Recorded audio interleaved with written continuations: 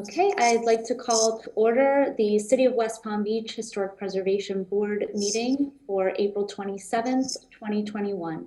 Can we please begin with a roll call? Amanda Schuyler. Here. Kristen Kellogg. Here. Dan Pickney. Here. Gabriel Jaroslawski. Here. Ken Breslauer. Here. Reginald Stanbaugh. Here. Nick Casatley. Let the record reflect that Nick Casatley is not present. Keith Williams. Here. Thank you. We now move on to approval of the agenda for tonight's meeting. Do you have any changes to the agenda as presented? Not from staff, Madam Chair. Okay, would anyone on the board like to make a change to the agenda as presented? Can we please have a motion to approve? I move to approve the agenda for tonight's Historic Preservation Board meeting. Second. All those in favor? Aye. Opposed? Okay. Moving on to approval of the minutes from the March 23rd meeting. Do we have any changes to the minutes as presented?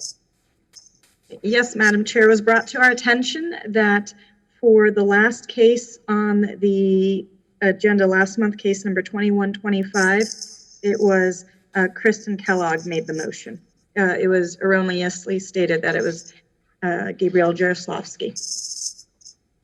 Okay, thank you. Do we have any further revisions needed? Okay, can we please have a motion to approve with that one change, that one correction? I move to approve the minutes for the March 23rd Historic Preservation Board meeting with the one change that staff mentioned. Second.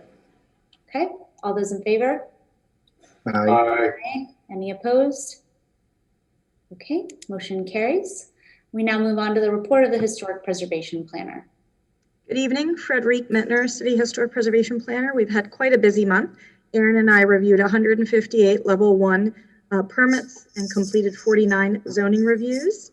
We also wanted to share that this is the month we'll be collecting nominations for the Preservation Awards for 2021. So I'll get an email out with the nomination form again and the criteria to you all. If you have suggestions or if you can share it with your network, if anyone else would like to submit for an award. And also that we will be heading out tomorrow to do an initial windshield survey of Northwood Shores to consider if they'll become the newest historic district. And that is my update. That's very exciting. Was that resident driven? The inquiry was, yes. I think the neighborhood association is still in debate if they would like to move forward or not, but we'll at least share the findings with them and let them continue to discuss it. And how long do you expect that process to take? Ideally, we'd like to wait until they have in-person meetings again. We've presented a couple times to their neighborhood via Zoom, but we feel since it's such a big change, if they were to become a historic district, that we'd really like to be able to reach out in a real live meeting. So hopefully 6 months or so. Okay, great. That's exciting. Thank you. Thank you. We now move on to remarks by the chairperson, and I have a lengthy speech to read because this is a virtual meeting. Pursuant to Mayor Keith A. James's executive order number 2020-05 issued on April 2nd, 2020, the City of West Palm Beach's boards and committees are conducting meetings through media technology and have released the requirements to have a quorum of its members physically present at City Hall. On April 14th, 2020, Mayor Keith A. James issued Executive Order number 2020-09, which specifically provides the rules of procedure for conducting city meetings, including requirements for quasi-judicial hearings. To ensure the ability for the public to continue to participate in this public hearing, it is being streamed live and available for viewing in the City Commission chambers located at City Center 401 Clematis Street on the condition that social distancing be practiced. Additionally, for those wishing to access the meeting remotely, they are able to do so directly through the applicable Zoom webinar link, as well as the city's usual media channels, including WPB-TV 18, the city's website, and the city's YouTube, Facebook, and Twitter feeds. Anyone from the public who would like to provide comment on an agenda item is able to do so through the following methods. By doing so in person in the City Center Flagler Gallery, by dialing 561-320-3872 and leaving a voicemail not to exceed 3 minutes, by sending an email or video recording to hpbpubliccomment@wpb.org, or by completing the online public comment form at www.wpb.org/public comments. Those accessing the meeting directly through Zoom may also use the Q&A or raise hand features. Regardless of method, please be sure to indicate the agenda number or case number for which you are providing comment.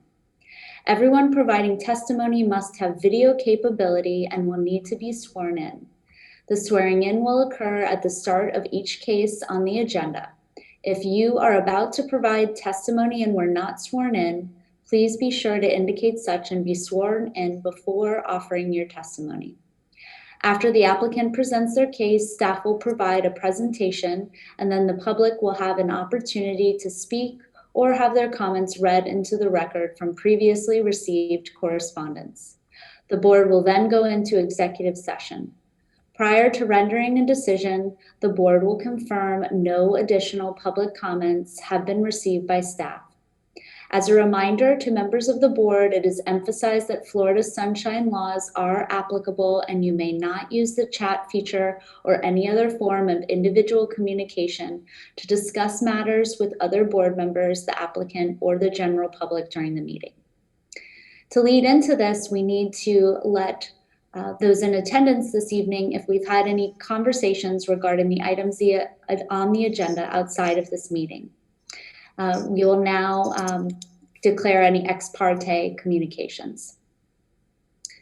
And I will go down the line and read the name of each person on the board. So Ms. Kristen Kellogg. No ex parte communication. Mr. Dan Pickney. No ex parte communications. Mr. Gabriel Jaroslavsky. No ex parte communication. Mr. Ken Breslauer. No ex parte communication. Mr. Reginald Stambaugh. No ex parte communication. Mr. Keith Williams. I've had no ex parte communication, but I was previously the owner of 2739 South Alva Avenue. But I don't think nothing's going to sway my decision, and there's no monetary value in it for me, so I don't think I need to recuse myself unless you guys think I do. I don't believe you do, Ms. Hare. I think it is fine. I don't think, so long as he can base his opinion on the competent, substantial evidence presented tonight, I don't see an issue. Okay, I will. Okay. And Madam Chair, Nick Cassatley joined the meeting. Oh, great. Mr. Nick Cassatley. No ex parte communication. I apologize for being late. No worries. Amanda Skyer, I did speak with Ms. Mittner about the cases on tonight's agenda, but I can base my decision on the evidence presented. We'll now move into the public comment portion of our meeting. Is there anyone from the public that wishes to speak on an item not on the agenda this evening? Madam Chair, I'm not aware of anyone on a non-agenda item. Okay. Would we like to swear in the speakers for the consent cases? For some reason, I recall we might have done that at the last meeting. Is that correct? Yeah, we can bring them all into the meeting before their items are voted upon. Hold on just one second.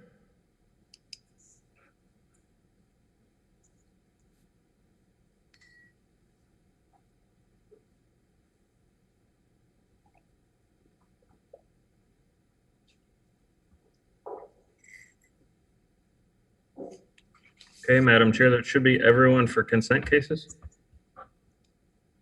Okay. And do we need to swear them in? I don't think we do we?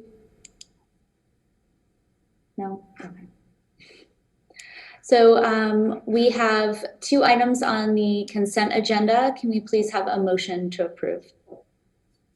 I move the board to approve consent cases number 21-30 in 2739 South Olive Avenue and case number 21-32 at 315 Pilgrim Road. Do we have a second? Second. All those in favor? Aye. Aye. Any opposed? Okay, motion carries. If you are the property owner of 2739 South Olive Avenue or 315 Pilgrim Road, your case has been approved. Thank you. Thank you. And we can now bring in the representatives for case number 21-28 under new business, which is 724 Cayuga Drive. Okay, just give me 1 second.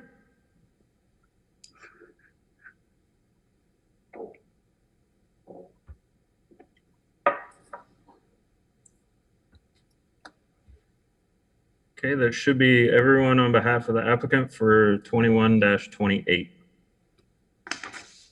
Okay, everyone giving testimony, if you would unmute yourselves, raise your right hand to be sworn in, please. Sherry, are you giving testimony? Can you unmute, please? Raphael, you're muted. Can you hear me? Yes, Okay. Testing. we have two Raphael. I'm Raise your right. Do you solemnly swear or affirm that the testimony you're about to give will be truthful? I do. I do. Thank you. I do.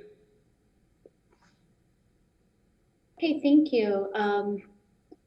Who would like to make the presentation?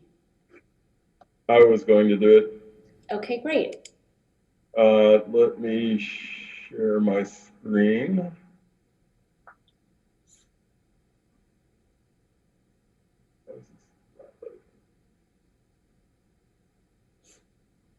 It's actually already up there. Is the share up there?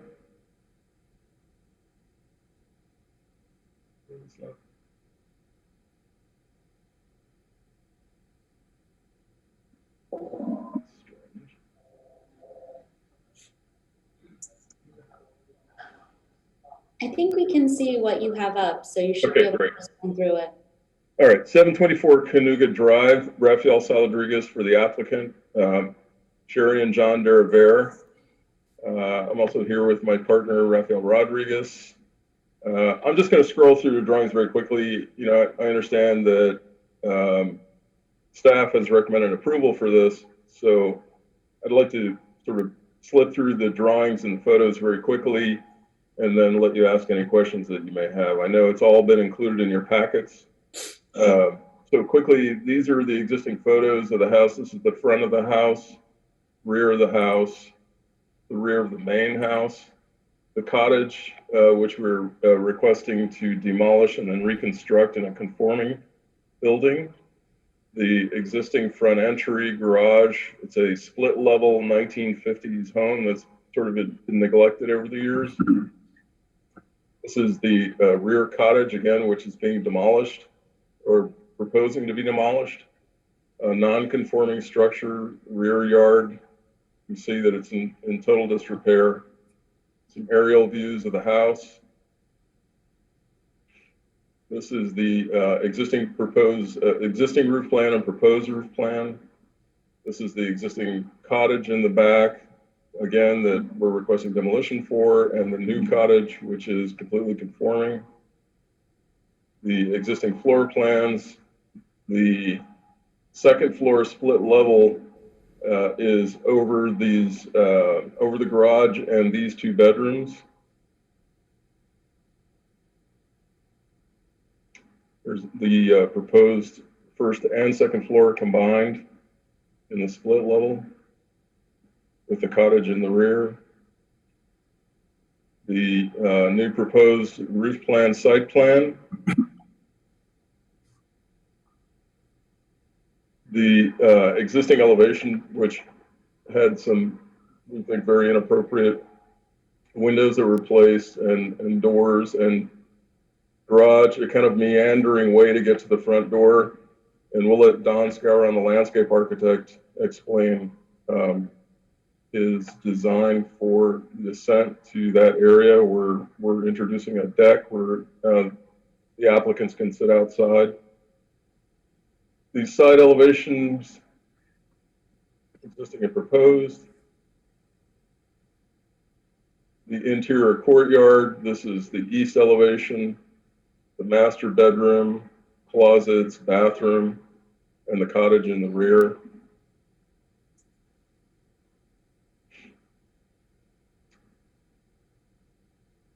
The new proposed cottage, 315 square feet. It's really one big open room with a very small loft. Cross sections. Of course, our door and window schedules that are a requirement, our demolition plan, and then the rendering, which I think really tells the story. So what we're proposing is a retrofit of the windows and doors, the house to be painted in a seafoam green with white trim, a charcoal gray roof. We want to complete this cutout that's over the front windows to extend some rafters and, you know, create some shading device. And other than that, really the entire front is schemed as an ascent. And again, I think I should let Don explain all this. This is a view from a prefabricated pergola to the back cottage, showing our rear yard and a little fountain with a plunge pool. And the view from the cottage back to this prefabricated pergola with the split level second story beyond that you can see through it. And then I'm going to let Don Scouron explain the landscape. Is he on with us? Yes, thank you. Raphael, can you zoom in, or can you go to slide number 21, the slide right now? Just pull it up. Yes. All right, so Canoga Drive, I'm sorry, my name is Don Scouron. I'm a landscape architect. I'm here on behalf of the owner. We've worked together with the architect to develop this 50-foot lot, which is, and to spread out a scope of work that, and a program that allows for this building and this property to live property line to property line. And it also increases the parking in the front, also helps to alleviate a common problem along a lot of streets parallel to this street, which is basically a wall on the sidewalk that's pretty much 2 to 3 feet, and everyone ascends to that and then walks up this platform. This particular project, we felt that it was important to have a nice and welcoming presence to the street, and we did that by terracing up the landscape versus what was there prior. Also, like I said, we've added a parking space. We've added access to and basically storage, mostly garbage and outdoor storage, which should be behind a fence, but also has in the improved architectural plans is the side door, which is the connection from the driveway to the interior of the house. A formal walk, or at least approach from the sidewalk, would be up a terraced, 3 terraced landings that ascend about, I believe, about 4 or 5 feet up to a deck, and the front door, obviously there. They basically, the perimeter of the landscape, we wanted to obviously widen and maintain some privacy, but also have a consistent line along the back. So in the rear, we've introduced podocarpus, some tall coconut palms, and then the space really becomes defined by the deck work and structures that are under it. The large deck in the middle of the design will be under the prefabricated slotted shade house. The deck further to the west would be a barbecue area. and then connecting the guest house or cottage to the main house and to the back door is a deck with a separated gate and fence, which separates the main garden to the rear garden. And that rear garden is basically will become kind of a secret Zen type of garden with a lone, mature but ailing at this point oak tree. Along the western property line, we just have sable palms, and again, podocarpus, where some privacy is needed between property lines. All in all, I think it's an improvement to what was there, but it's a defined, efficiently used property. I think property line to property line. There are other files and other files and other drawings if you'd like to see those, but I'd rather have questions than to explain things. I think the plans pretty much tell the story, unless. Let's scroll through these real quick. Or the diagram here illustrating the terraces and the deck. It's the elevation seen from the driveway. So these terraces continue on to themselves, which build up to the front door. And then the final two files are the black and white drawings. And that concludes my presentation. Thank you. Do we have questions of the applicants?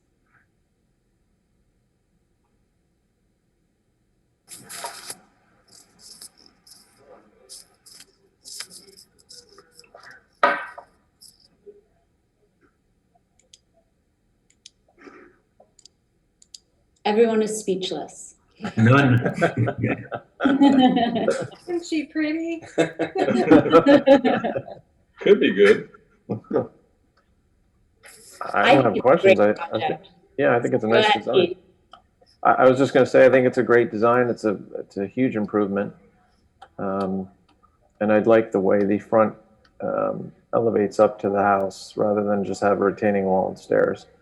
I think it's very nice. Could be softened up a little bit, but I think it's the renderer, not the design. So. I agree. I feel like it's a very thoughtful design. I do have one question on the architecture. Below the picture window, to the right of the house where you see that table and chairs in the rendering, you have the, wood siding below it. Yes. That's just a design feature that you're adding on? It is. Well, we're certain that we're going to have to cut into this wall to be able to redo the columns and the sill beam and tie into the tie beam above. So, we feel pretty sure that this is going to come down a certain amount. So right now, our proposal is to infill it possibly with metal framing and then put wood siding back up on top of it to tie it into where we have it here in the garage and then in other areas like the back cottage and then the two hyphens that tie into the house and also on the rear. I can show you those too. So it's really kind of a foreshadowing of what we're thinking about doing. There's the cottage. But we have it wrapping around the back. Here are the two areas where inside the courtyard where you see it. And then on the rear of the house. On the front, do you imagine it being proud of the existing finish, or will you, because you're redoing that wall, push it back? No, it's all recessed. in place? Okay. Recessed. Thank you. I mean, it's likely, we're probably going to use at a minimum 2x8 framing. So we're probably only talking about 3/4 of an inch, maybe an inch maximum of recess. But yeah, we wanted all this to read as one panel, not proud of the wall. Okay, thank you.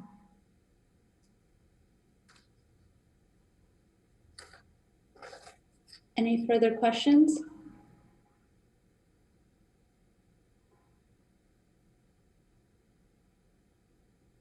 Well, as I said earlier, I think it's a great project. You've taken a rather unremarkable structure and made it very interesting. And I think it will help other properties in the neighborhood think creatively with this, change in elevation, because I don't know if this is something that's been done yet in this historic district. It's done in other municipalities, but I'm not sure if I've seen it here. So I think it's a great introduction. Thank you. We'd like to personally thank John and Sherry Deriver. We think that they've really kind of allowed us to do this kind of work here. And in particular, Don Scouron's landscape plan has really brought this thing to life. So. Thank you. Well, great work. Thank you. Ms. Mittner, would you like to proceed with the staff report? Sure, I'd be happy to. I don't have a whole lot to add. I think it was covered. I echo the board's compliments to the designers. It is a non-contributing home in the Flamingo Park Historic District, built in 1957, located on the south side of Cayuga Drive. You've seen the aerial where you have that main component, later one-story additions, and a very linear detached accessory structure currently. The front image, and even though it's a new garage door they're maintaining the horizontal emphasis on that design. The context photos of the surrounding properties and the accessory structure that's being proposed for demolition. It is a non-contributing structure. So reviewing the criteria in the code, we do believe that there is no reason to deny it. It will not be an irreparable loss to the district or the city. As you've seen it, the site plan has actually very minimal impact to the current configurations, just some additional square footage here, the removal of this southern accessory structure, which actually is going to get smaller in size and relate better to the newly created courtyard. The floor plans and the elevations that were shared with you before. Ms. Kellogg, I think this is really where you can see the horizontal siding that's being incorporated under that picture window. The side elevations, the windows are changing, but I believe they're much more architecturally appropriate from what is existing. The other elevation with, again, that mix of smooth stucco and a horizontal siding. And then the rear accessory structure that does have a loft space with a clear story facing south. And so we did review the application with our additional compatibility criteria and Secretary Interior Standards number 9 and 10. And we are recommending approval to the board. Thank you. Thank you. Any questions of staff?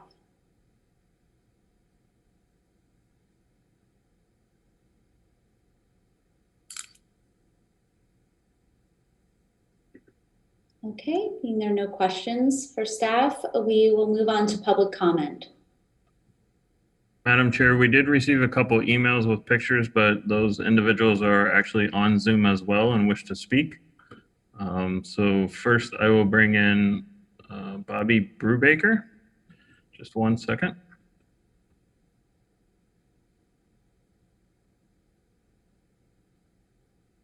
Okay, they'll just need to unmute and turn on their camera.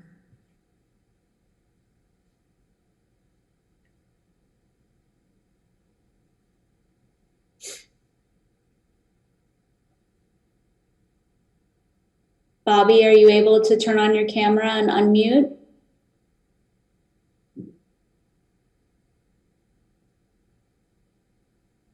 All right, I have the unmute. I'm working. Okay, it should. We can see you. Okay.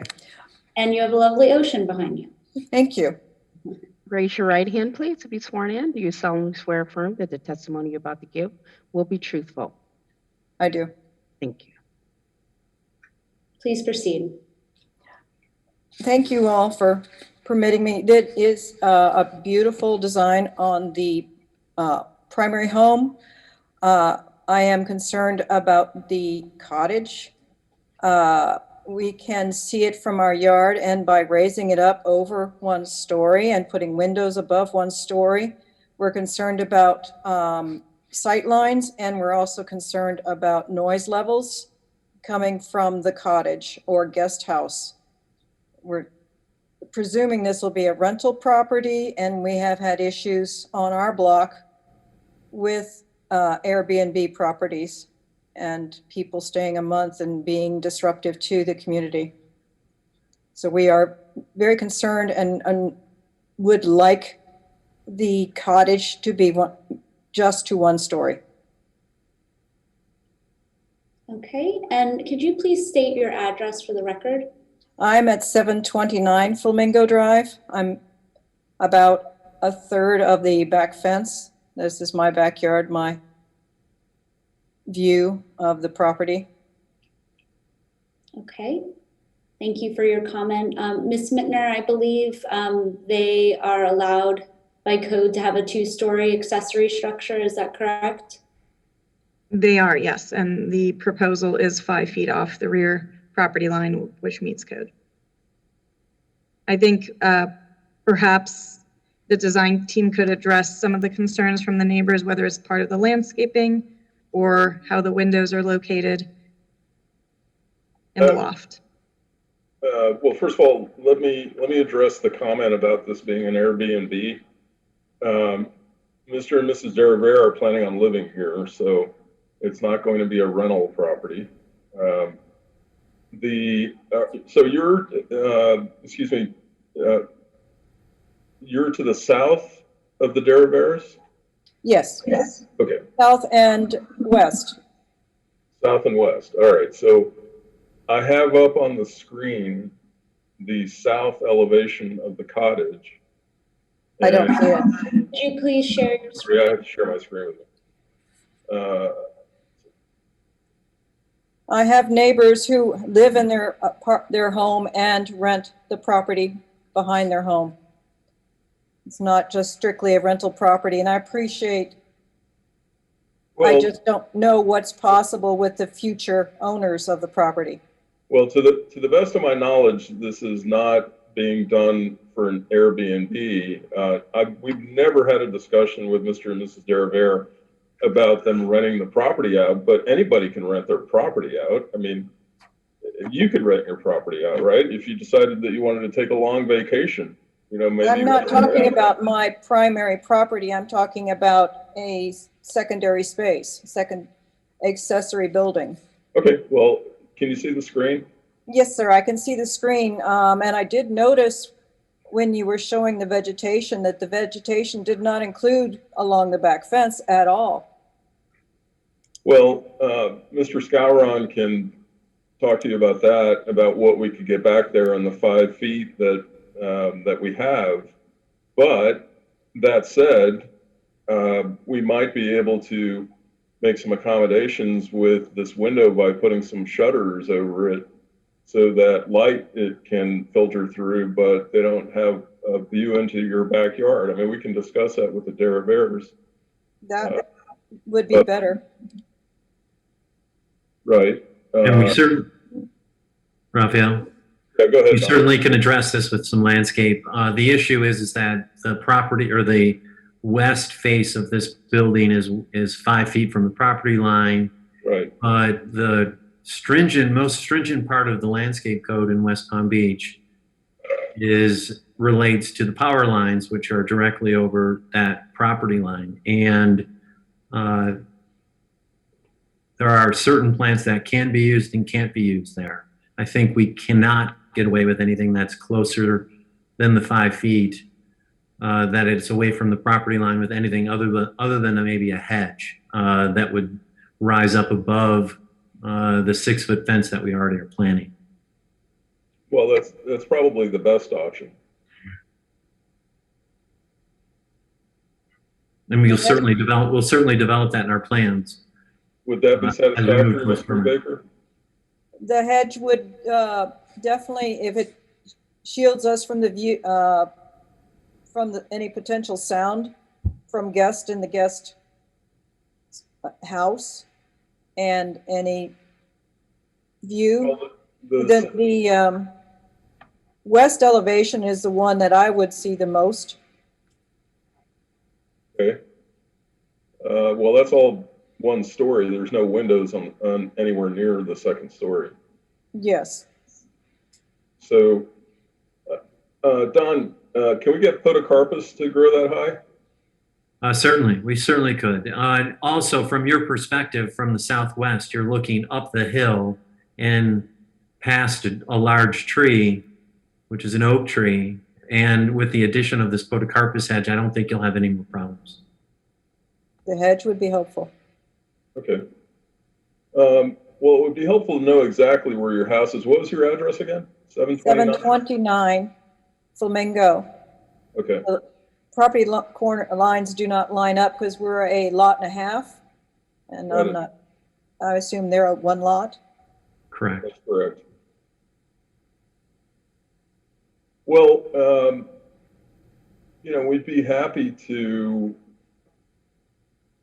show you some hedge placement and continue the discussion to make sure that you're happy, you know? That would be appreciated. Thank you for being so accommodating. And just to let you know, Ms. Brubaker, even though a landscape plan has been presented along with the architecture, we do not have purview over the landscaping. So we will most likely proceed with approving this project, and then hopefully they can work with you outside of the meeting to find a solution that's amenable to you. You know, Well, I do want to just say I have concerns if you are unable to include the landscaping in your approval with a building that goes higher than the previous building was on the property. They are building what they have right to by code, and unfortunately this board does not have purview over landscaping, so that will have to be something that you work out with them outside of this meeting. But I think this has been a great opportunity to voice your concerns, and I think they've been very receptive, and I believe they will, you know, keep their word to work with you to find an amenable solution. Thank you. Thank you. Do we have any further public comment? Yeah, Madam Chair, we do have one more on Zoom. It is the Mulharns. Just 1 second.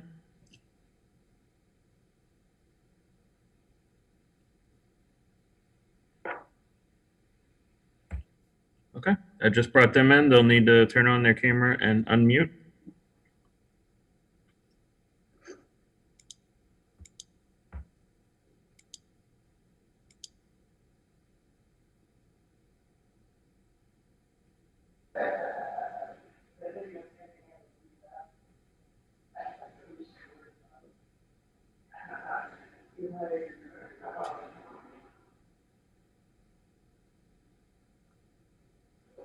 Okay, we can see you.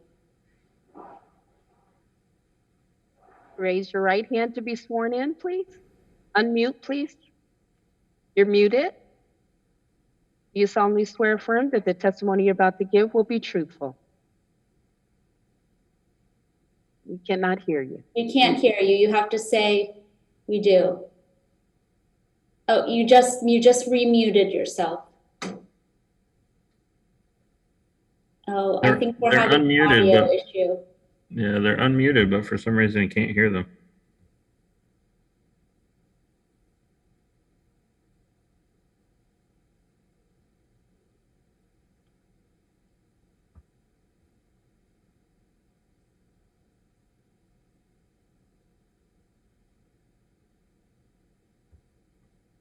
I think she just froze. Oh, no. Do you have a microphone on your device?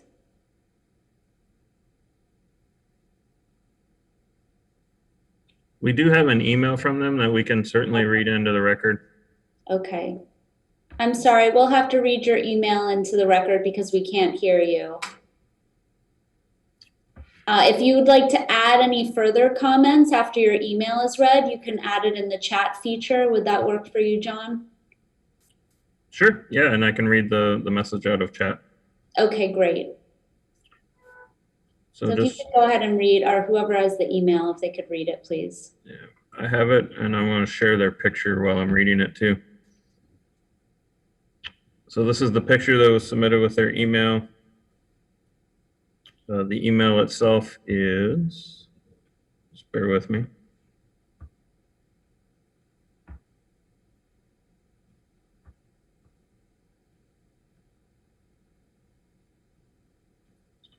Says, this is the view from our family room looking out into our backyard with the existing structure at 724 Canuga, just over the back fence. My name is Mike Mulhern and I live at 725 Flamingo.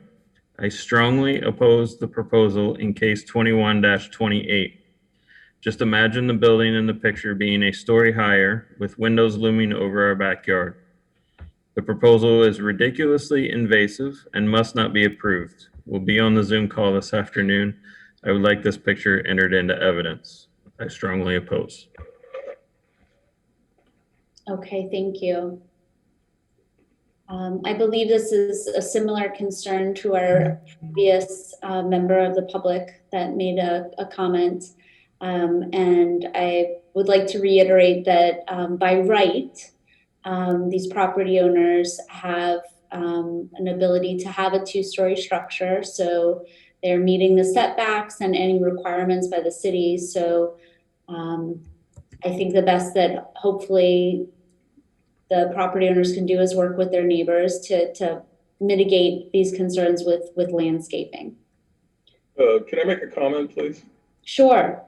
By the way, you know, that there's this belief that it's a two-story structure. It really isn't. It's a one-story structure with a loft area. So, you know, you don't have a living room, you don't have a kitchen, you don't have a bathroom. It's a sleeping loft. And the windows that are directly adjacent to these two individuals' properties can be mitigated with hedge. And we're certainly happy to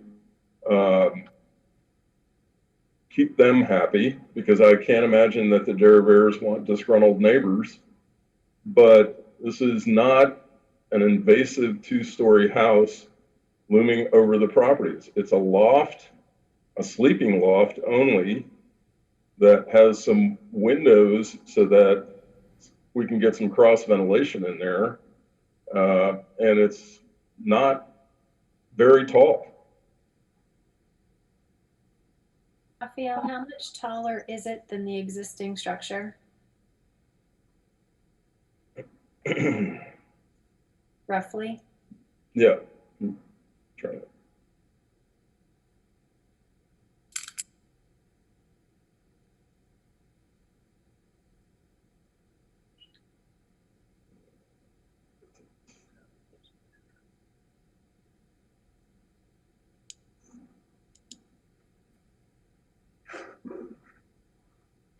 Could we maybe bring up those elevations again, please?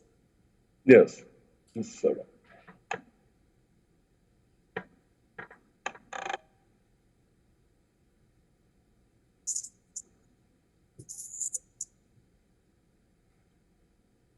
So there is no plan of this. So you can see in sheet A205 that there is a cross section of the proposed guest house where there is a vertical ladder going to the sleeping loft. And the floor of that loft is at 8 feet above the floor. And the lowest portion of the roof is 11.1, so that means that that height is 3'1", right? That's correct.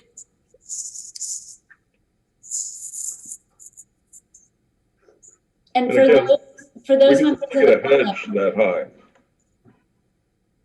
what would the height be if it was a two-story accessory structure? The maximum height allowed by code, or the maximum height allowed by code is 10 feet. Okay. And if for a two-story, you'd be at 20 feet. Okay. So it could be significantly taller and have a greater impact than what is being presented. So keep that in mind. It's actually a better scenario for the neighbors than if they decided to build a two-story structure, which they are entitled to do. 5 feet from the rear of the property. And again, we're not saying that we won't work with the neighbors. I think we've, you know, Mr. and Mrs. Deravere do not, they want to be good neighbors. But they want to build their project, and it's completely conforming, meets all the standards, and we can address and allay some of the concerns of privacy through the landscape. You've heard the landscape architect say that we can get a hedge that will do that. Okay, thank you. I'm satisfied with your response to both of these public comments. We will now go into executive session if there are no further public comments. It looks like the Mulherns have their hand raised.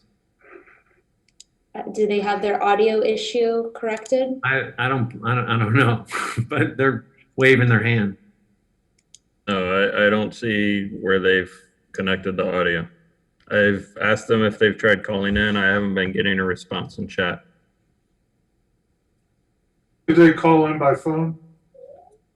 I've asked them that question via chat and I haven't gotten a response back. To me, it seems like we've resolved the issue. I mean, is there anything that we can... He's showing his phone on the screen. He's on the phone, apparently. Okay, I have a phone number here. I don't know who it is. I will Probably him. Probably him.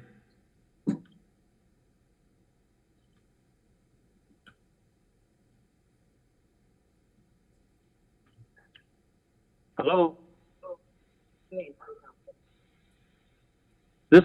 This proposal, I'm getting a weird feedback here. There's like a half-second feedback, so it kind of throws me off a little bit. But those windows loom. This is a 6-foot fence in our backyard. They loom like 4 feet above our fence and go to like 6 feet above our fence. And look at our entire place. The picture I submitted was taken from inside our house. They can look into our house. They can look into our living room. It's invasive. Sir, have you been able to hear the comments that have been made in the conversation? It's not going to be cleared up with vegetation. It needs to be, the architecture needs to be changed. The thing looms over our backyard and peers into our house.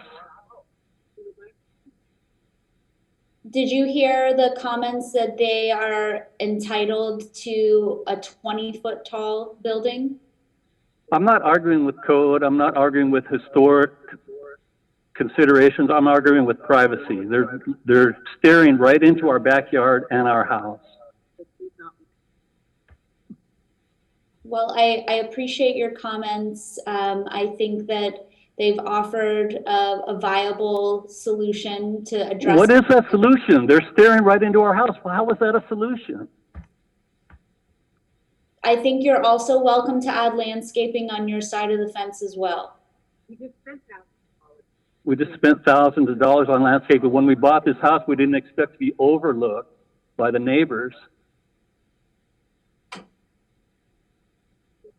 I understand what you're saying. I believe you've made your point, and okay, thank you. Thank you. Thank Bye-bye. you. Thank you. Mr. Saladrigas, do you want to have a rebuttal to that? You don't need to unless you'd like to.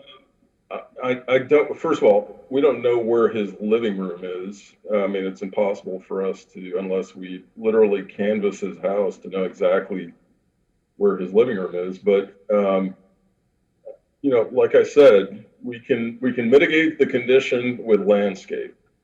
There's other things that we could consider, although I'm not free to make decisions on behalf of the derivatives without their discussion. At this point, you know, we're trying to be accommodating to the neighbors by saying that we'll be happy to meet with them and work with them to try and, through dawn, place some hedges that will satisfy them. And by the way, your comment is noted that they are allowed to put landscape on their property as well. So beyond that, I really don't have a rebuttal. It's a low activity sleeping loft. Nobody's going to be up there having lunch, watching TV, partying. It's for sleeping. Okay, thank you. Do we have any further public comment, or can we go into executive session? Madam Chair, I'm not aware of any additional public comment. Okay, we'll now go into executive session. Who would like to start? Madam Chairman, even though we don't have purview over landscaping, I just wanted to make for lack of a better term, a personal suggestion that if they pursue the screening solution, that they make the extra effort to go with shrubs that are at the start at least 10 feet tall, or small evergreen trees that have a limited height as to not interfere with maybe overhead wires or anything like that, that are at least that high as well. So immediately there is a solution, not having, so that the neighbors don't have to wait several years before the screening takes effect. Okay, thank you. I think that's a good suggestion. I would agree with that. It solves the problem.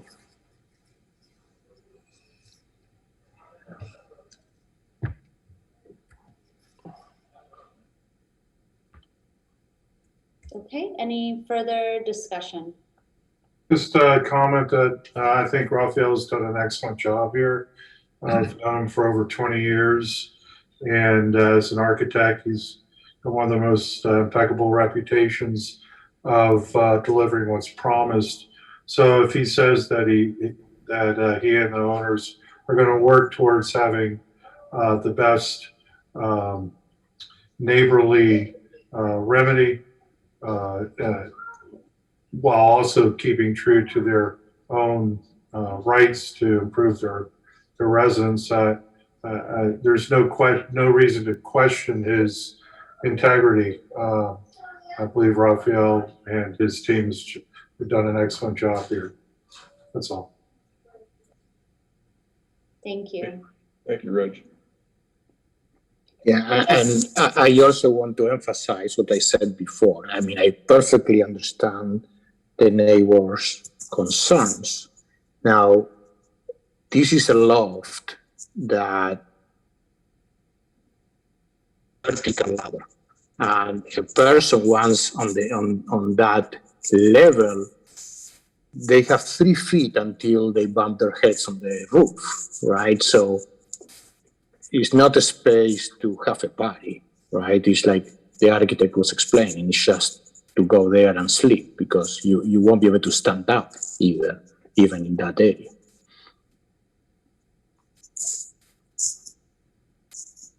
I think that's a very good point, and I think it's also important to recognize that this is a non-contributing structure that could have been demolished and had another structure put here that could have been larger and possibly have a greater impact on neighboring properties. And I think that the owners and the architects on this project and the landscape architect have done a great job improving upon what's there, and it's a great enhancement to the neighborhood. So if there are no further comments, would someone like to make a motion? I believe we need two. One for the demolition of the accessory structure, and then one for the ad valorem application. I move that the Historic Preservation Board approve application number 21-28 for demolition in accordance with the demolition guidelines as set forth in the Historic Preservation Ordinance, section 94-49 of the City Zoning and Land Development Regulations. The motion is based on the testimony presented along with the application submitted and the staff report, which constitute competent substantial evidence. I move that the Historic Preservation Board approve application number 21-28 for new construction in accordance with the Secretary of Interior's standards for rehabilitation, specifically standards 9 and 10, as well as the additional compatibility criteria set forth in the Historic Preservation Ordinance, section 94-49 of the city's zoning and land development regulations. The motion is based on testimony presented along with the application submitted the staff report which constitute competent substantial evidence. Do we have a second? Second. All those in favor? Aye. Aye. Any opposed? Okay, and that was the motion for the new construction, correct? Yes, So we also need a motion for demolition of the accessory structure, please. So we need a I separate. did that. Oh, you rolled them all together. No. The first motion was for the demolition and the second one was for the construction.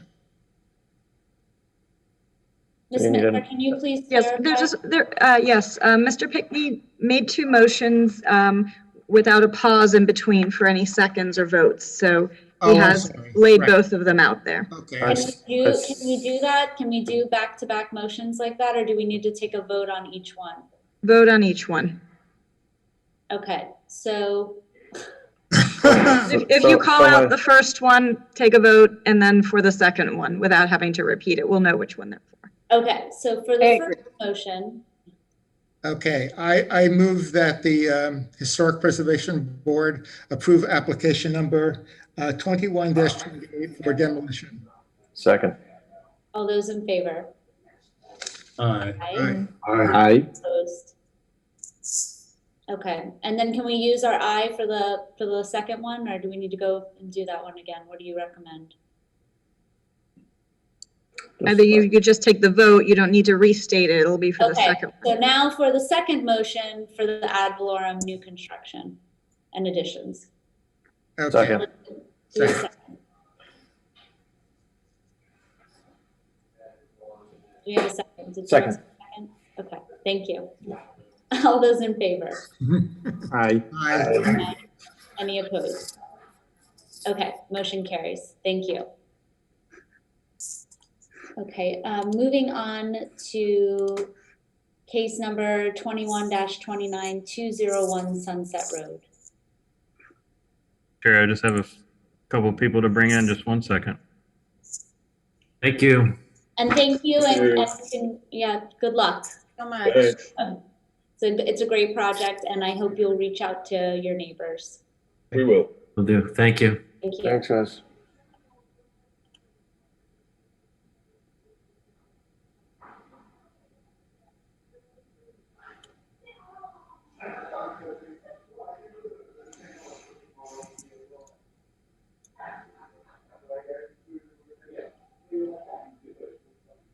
Okay, that should be everybody. Okay, Ms. White, if you could swear them in. Raise your right hand. You unmute yourself, Francisco? And you solemnly swear affirm that the testimony you're about to give will be truthful. I do. I do. Thank you. Okay, thank you. Who would like to make the presentation? Caleb.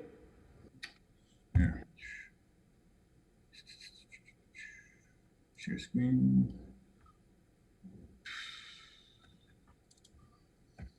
Okay. So the proposal involves demolition of the existing structure. This is the survey of that.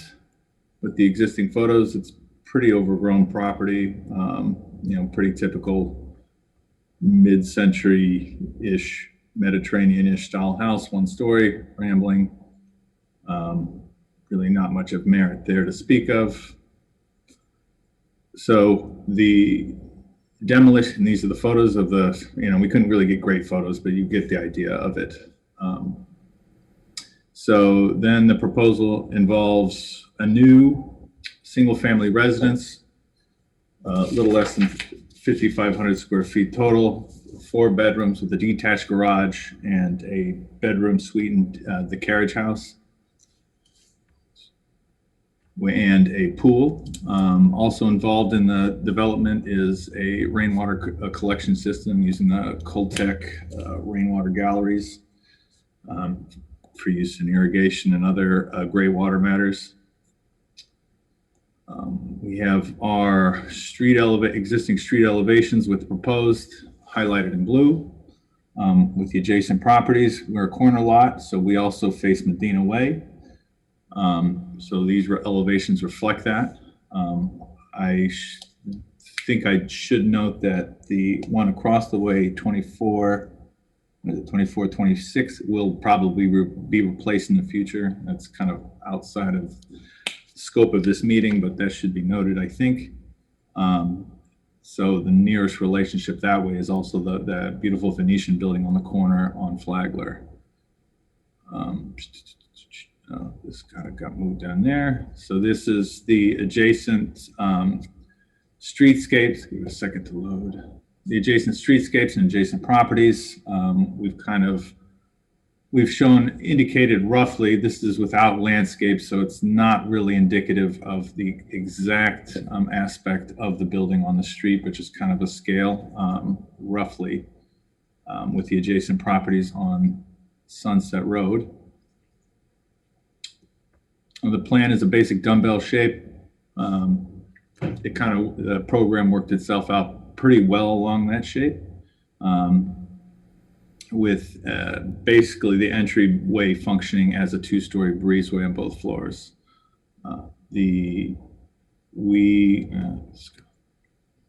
And then the aspect style of the house is sort of Mediterranean revival with a neoclassical bent to it.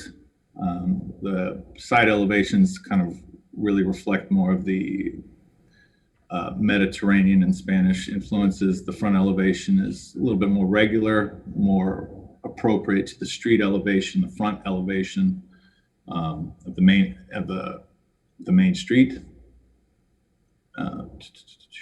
Back elevation that faces the pool is a little bit more open. So the front elevation being more private, this being more open with more open galleries, more fenestration. And it's pretty straightforward palette, Ludovici tile roof, off-white paint color scheme, and then we were going for the dark blue outlookers and window look. So pretty simple palette to kind of clean up the whole look.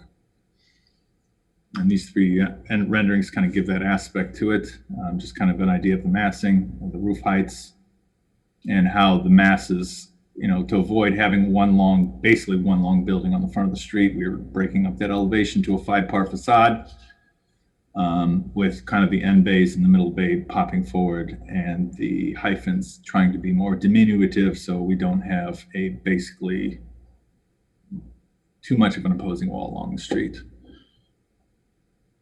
And the windows windows and doors are all Anderson E-Series aluminum, again blue, so they'll be pretty diminutive in keeping with the style of the neighborhood, divided lights and all that. I'm going to go to the elevations because that's it's my understanding that the staff recommended approval upon some conditions. So I'd like to conclude that basic overview of the project and kind of open for discussion and those suggestions for the conditional approval. I'm sorry, also, could you state your name for the record?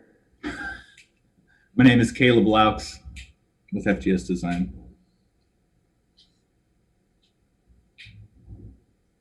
Okay, thank you. Questions of the applicant? I have a question.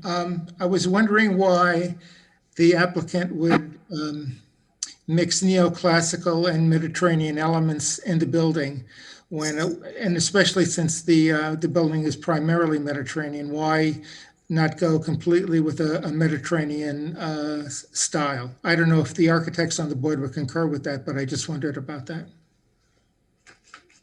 Mediterranean and neoclassical are not incompatible. I call neoclassical only with the sense of kind of ordering the facade a little bit more with the recessed panelization, and sort of the symmetrical facade, the 5-bay system, just the more orderly connection. It's not necessarily incompatible with the Mediterranean style. It's more suggestive of, I would say, neoclassical. We're not trying to expose too much order, not like trying to have a full exposed entablature.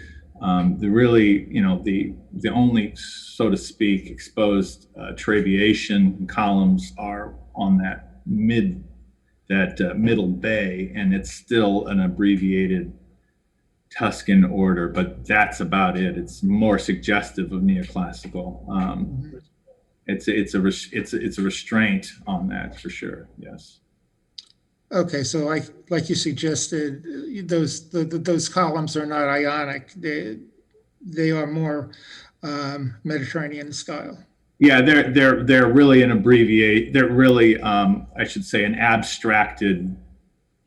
They're not, they're not even a true Tuscan column. It's it's a impost that's been carried around to create a column that's just not uncommon in, the more provincial styles of Mediterranean. So they just take moldings and extrapolate them for uses in column capitals, and basically, yeah. So they really, we try to introduce the detail very subtly, but be more, just a little bit more slight refinement, I should say. Just a very slight refinement to the Mediterranean style.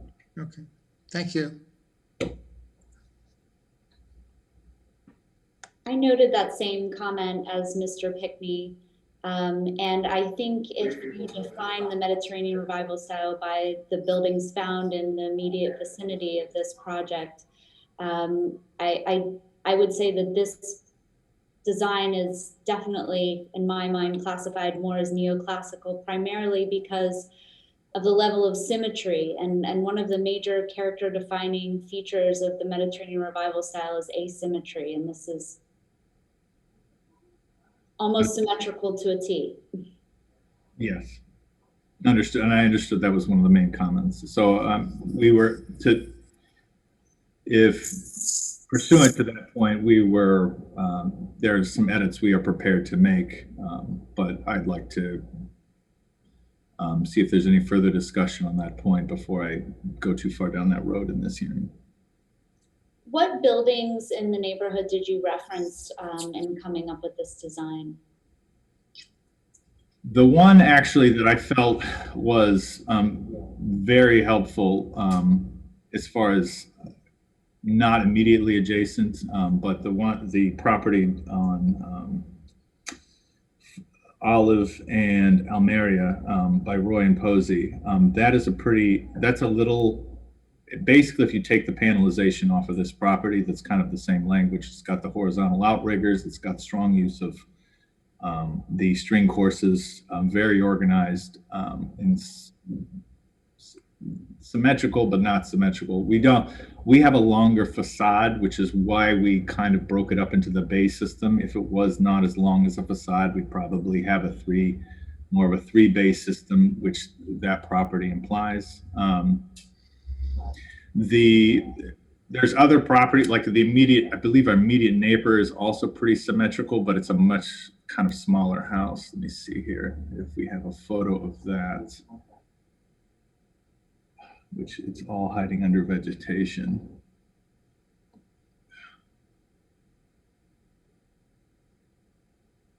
So that's a pretty symmetrical house. It's not, I think in this case, this is more of a scalar issue. So in this small esquisse of the house, it's pretty balanced about the center door. I know it's kind of cut off by the vegetation, but that's sort of, and this is, I would call a 3-bay house, and the 3-bay house with the door and the triple windows or the double windows on either side is not uncommon in the neighborhood. And so that's the sort of triple window with the arches, the panelized arches is something we try to introduce in. It's more obvious on the side facade. And that kind of ties into that local language, the more immediate local language when I on the adjacent properties on the street, but there's that connection as well. Okay. I just would like to point out that I believe the intention of the guidelines for new construction, are you familiar with them? Yes. Okay, is to reference historic buildings within the district rather than other new construction. So I think that's definitely something that maybe you could take a look at, as some other contributing buildings within the historic district, and any revisions that you're going to make going forward. Understood. Understood. And I also, while I'm talking, it's the massing is just, it's a lot. Yes, It's a lot, especially when you see it from Sunset and on that street elevation, when you see it in comparison with the surrounding properties. Mhm. I was going to say the same thing. I think part of the problem, though, is you guys are having to build up about 18 inches above what's there now, right? Yeah, I mean, that's kind of our bare minimum. What we could drop it a little bit lower, but that's, yeah, basically a bare minimum what we want to build up above adjacent grade. I would like to note, and now as far as massing goes, it's a little bit different, but that the house, the Venetian house on Medina Way, has a fairly tall aspect. Now it's situated in the back corner of the house. I recognize that as a difference, but that does have an imposing presence, at least from Flagler for sure. It's not really landscaped on Sunset Road either, but that this sort of scale is more what we were going for, I think. I think the difference between your design and that property is it's less linear. Right. And that's what I think is really having the impact. Have you considered in any iterations any one-story elements? We did. It's just a matter of the program we were trying to incorporate. It basically worked out being, at best, with the lot coverage and everything being considered, that it was best off keeping the massing more self-contained in the building. Yeah, because on plan, the house looks modest for the size of the lot, and you've got a lot of space, to the north of the property. So I kind of see what you're saying. So if you start going one story, you're going to start sprawling out all over the place. How many square feet is it? It's 54.9, something like that.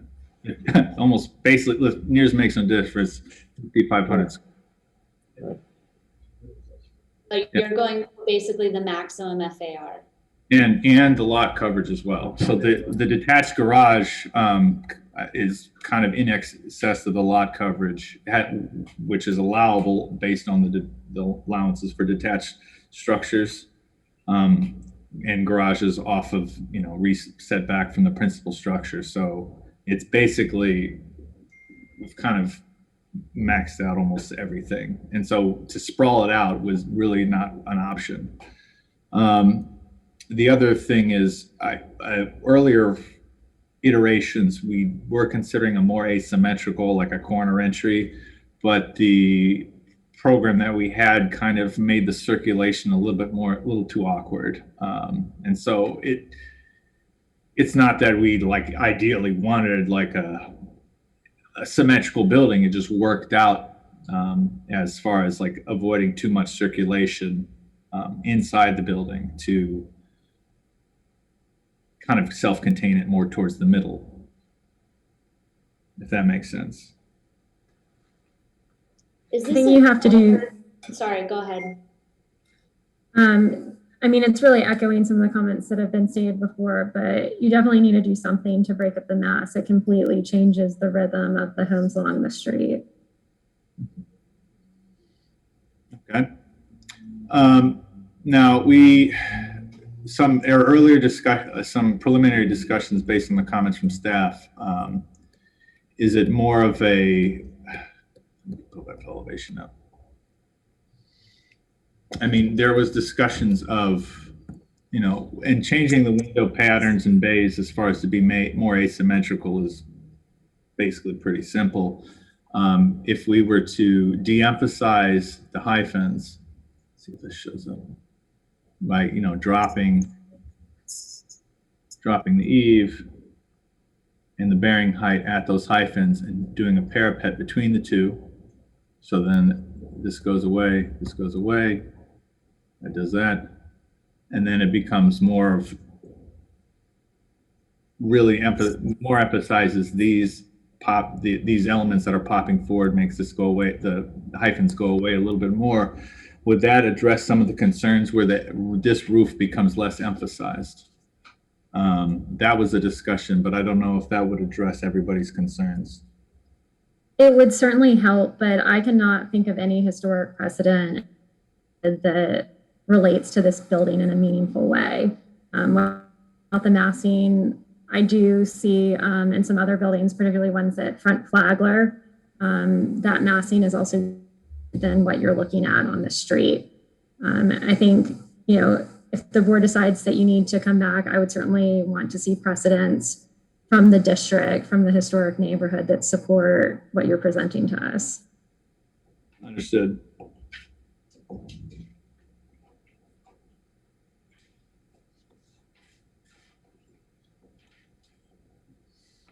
Is this a developer-driven project? Yes. I also have a question. I don't know, Christine, how she feels about this, but, and I understand it's on the rear of the property, but you change the slope of the roof to 3.5 on 12, and really looks awkward, you know. I don't know how you feel about it, but in my opinion, doesn't look too good when you insert those 3.5 between the 6 and 12 of the rest of the roof. This, I think, that is more of a concern to it, because we were worried about the ridge line along the roof, and so it's best to I understand what you're asking. So let me just see. So this roof is still like 5. That is still the 5 3/4 to 12. For these roof members, in which we made, like, basically this roof is the lower slope roof. So it'll have a less of an obvious aspect from the pool facade. You won't actually see it from the street. It was to avoid having, it was to clean up that ridge. So we just this mass so we could have a clean ridge along the front facade. Now, of course, you know, if we're talking about parapets on these masses, that kind of understood. Yeah. That issue becomes moot.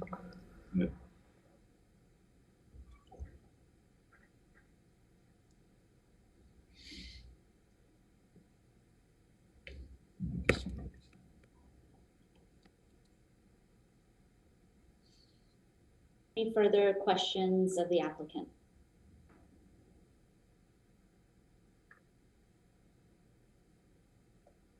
Okay, thank you. We will move on to the staff presentation.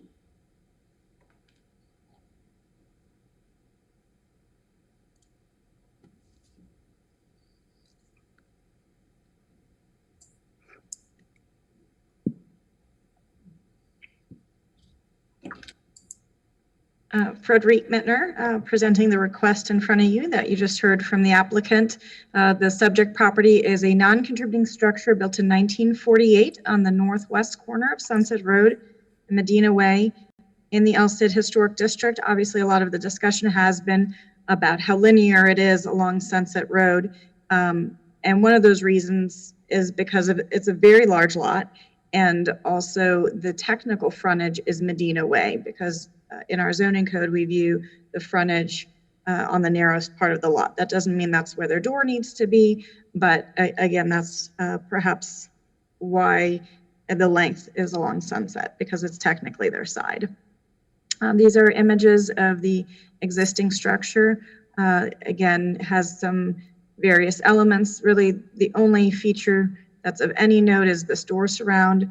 Otherwise, staff in reviewing the existing structure, we felt that it was, and then this is the context, we felt that there would not be an irreparable loss to the demolition of the structures. So we are recommending approval that it could be removed. Again, it was non-contributing to the Elstead Historic District.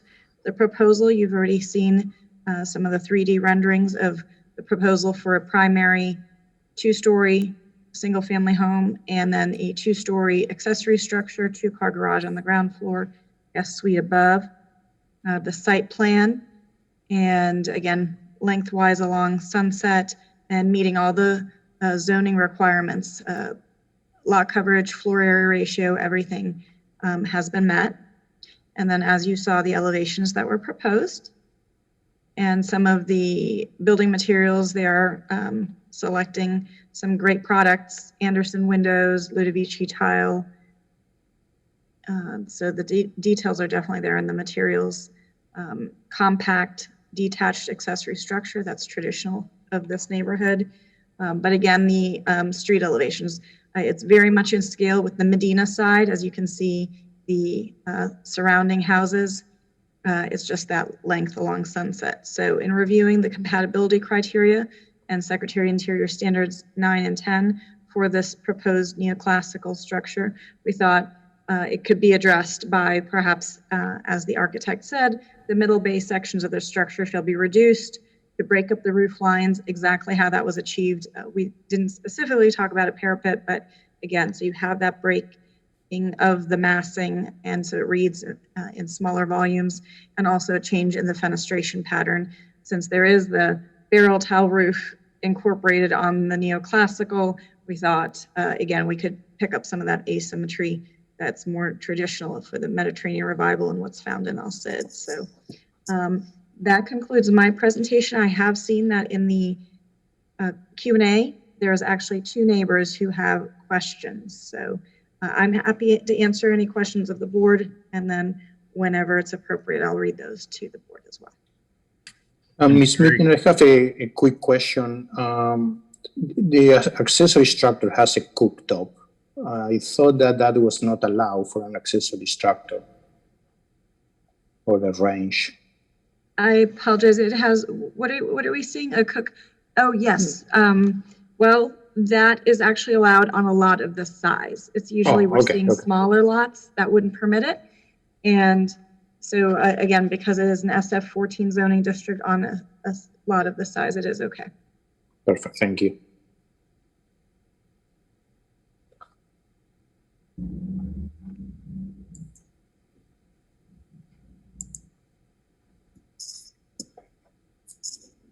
I was muted. Any further questions of staff?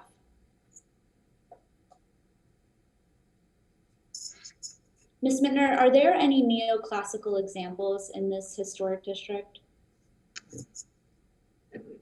Not that I'm familiar with, no. How about in the historic districts as a whole? I can't think of one off on the spot. Okay. I'm just trying to think, I feel like maybe there's some commercial buildings or public structures that are in that style, but I can't think of any reference points for that. I think there was a hybrid being presented with, again, the barrel tile, but the symmetry, I think, is what really in the columns. Okay, thank you. We'll now go into public comment. So would this be an appropriate time for me to read the questions that were typed in? Is that okay? Sure, I think. The first one from 2417 Medina, she actually would prefer to speak on, great. So I can promote her to a panel, but the other John one handle it. be read in, yes.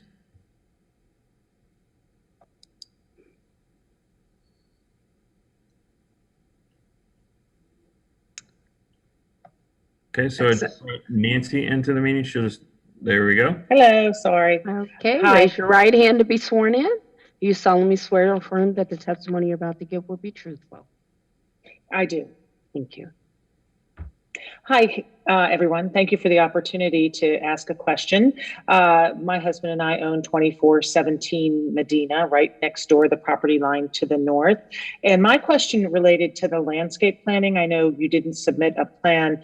The primary concern we have, of course, is the two-story guest structure that's on the property line. And what is your plan for screening and creating privacy along the entire north property line, but in particular where the two-story guest structure is and there's an outdoor space there that we would be very interested in hearing what your plan is for screening that. Thank you. Yeah, very preliminarily, and we can certainly discuss this with the developer separately, but we would like a very private property for ourselves. So a screening plan has been discussed. We just have not developed one at this point. So the privacy is very important to the property. So we know that especially with the cottage being up against the northwest property lines, it's really best that that's screened as well. We don't really have windows except for one for, we'll have a privacy glass window on that one facade, but we can certainly discuss what our plans are as they get developed. Like I said, nothing specific yet, but the basic goal is privacy. Very important to the property for us. Thank you. Okay, thank you. Do we have any further public comment?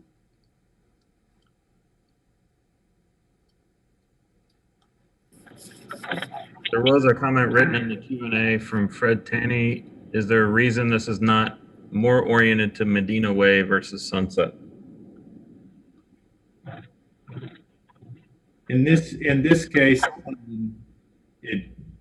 the nature of the program and the nature of the setbacks basically necessitated it be oriented along the longer facility. Especially with the garage, because we wanted to have a detached garage adjacent to the kitchen. It became a very compact structure. So it was not preliminary programming on the site would allow for frontage towards Medina. To that end, we were kind of looking towards that corner frontage. We wanted to keep access to that curb cut, just in case at some point somebody wanted to have that be more of the front of the house. But we've done our best to try to make sure that Medina facade was catered to, if that makes sense. Where is the front door on the existing structure? I believe it is on Sunset. It is, yes. Hello, I would like to add something into the meeting, if possible. That was brought up. My name is Matthew Rizzo. I'm the owner of Rizzo Development and the property. Okay, you need to unmute and we can't see your face. I'm called into this. I don't have video. Okay, because you do need to be on video in order to offer any type of comments or testimony. Well, I would like to add that 210 Sunset Road is perfectly symmetrical. Although it's a colonial, it's also a historical property, and it's directly across the street. Picture of that. Okay, you weren't sworn in. Attorney Hare, would you offer anything regarding this person who would like to make public comment? Yeah, I think the rule is that he needs to appear on the video and be sworn in order to make the comments. So we may need to just move on if that's not possible. Caleb, you should make the comment then. Yeah, just to address, if I could have the screen. Perfectly symmetrical to home. And it's a historical property. On behalf of the applicant, just hang on, where it is. Oh, wait. May I have the screen? So this is, to Mr. Richard's point, the property across the street is, it's not in the same style, but it is a perfectly symmetrical colonial house, even symmetrical landscape. And so there is, it's a smaller example, but it is an example of, and there's are several examples of perfectly symmetrical, maybe not quote unquote neoclassical directly, but there are several examples of symmetrical properties in the adjacent neighborhood. Yeah, I will say there is a neoclassical building at the end of at the bottom of the bridge, middle bridge. I don't know what the name of it is, but The church? yeah. The Scientist Church. Yes, thank you.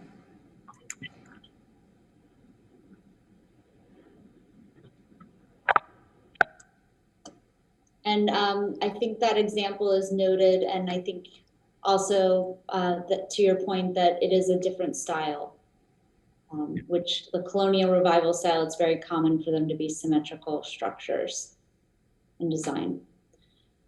Do we have any further public comment? No, I don't believe so. Okay. No. Okay, we'll go into executive session then.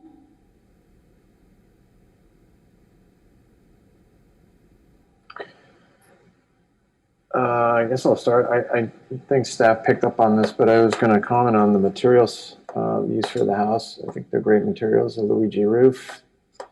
I saw a note somewhere saying, yeah, copper gutters. The windows were nice. It's good to see Anderson Windows making it back into the business. And, although I think the massing, like as everyone pointed out, feels heavy on the front of the house, I do appreciate how modest the house feels on the site and how much open space there is and garden space. So I think there's a couple of good solutions on how to make this front not feel so massive. And again, I think you're looking at it without landscaping. That may help if you come back with the rendering showing some landscaping as well. So those are my comments. Yeah, I wanted to say that the examples that the applicant gave of neoclassical buildings, the one across the street, it just seems to me that, for example, is more purely neoclassical, while the applicant's building structure is more of a hybrid. So to go to our architect's points in terms of reducing the mask and so forth, and bringing it more in line with being a Mediterranean revival building. And just to clarify what you were just saying, Mr. Pickney, so pointing out the difference between a colonial revival house, which is across the street, and a neoclassical house, which are two very different styles. Okay, thank you.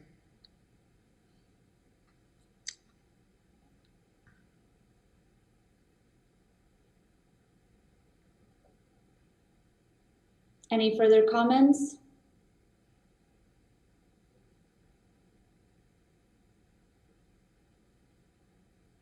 Yeah, just what we mentioned before, I would like to see the studied a bit more.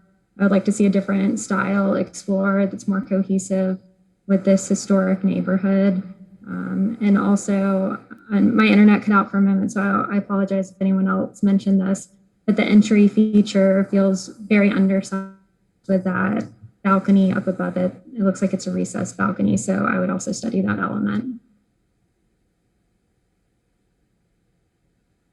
Okay, I echo those comments. I think the style can be studied and the massing on Sunset. I agree that it's nice to see that great materials are going into this, and that Ludovici tiles are not inexpensive. So I think it's great to see that that has been selected for the roofing material. I think there's just a little bit more work and study that needs to be done of contributing historic buildings, and particularly of the street elevation, the streetscape, and how this fits into it.